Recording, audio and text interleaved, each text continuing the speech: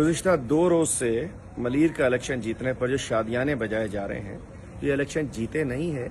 इसमें दहशतगर्दी हुई है, गुंडागर्दी हुई है, आरओ गर्दी हुई है, पुलिस गर्दी हुई है। और सब ने देखा कि हमारे कराची के सदर बिलाल गफ्फार साहब जब एक शिकायत के ऊपर वहाँ पहुंचे तो किस तरीके से उन पर एक एमपीए ने अपनी मौजूदगी में तशद्दुद कराया। पुलिस की मौजूदगी में ठप्पे लगाए, बुकें लोग उठा के ले गए। वही पुराना जो दौर था, उस जमाने में एमक्यूएम भी ऐसे ठप्पे लगा के अपने आप को विनर समझती थी।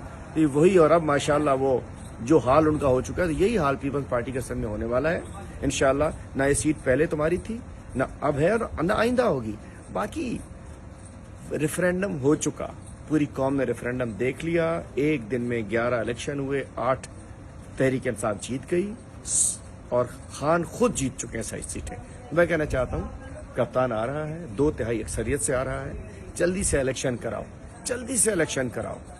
और इंशाल्लाह मैं कहना चाहता हूँ IIPTI और 2/3 अक्सरियत से आई सिंध में इंशाल्लाह तहरीक इंसाफ इस दफा भरपूर तरीके से आएगी और इंशाल्लाह सिंध में तहरीक इंसाफ गवर्नमेंट बनाएगी। इनका सूरज गुरूब हो चुका। एमक्यूएम तो माशाल्लाह इन्ना लिल्लाहि व इन्ना इलैहि राजिऊन, और पीपल्स पार्टी भी अपने सियासी तदफीन की तैयारी कर रहे हैं। मज़ीद ख़बरनि ऐं तफ़सीलात लाइ विज़िट कयो असांजी वेबसाइट www.awamiNewsHD.com ऐं ॾिसंदा रहो अवामी न्यूज़।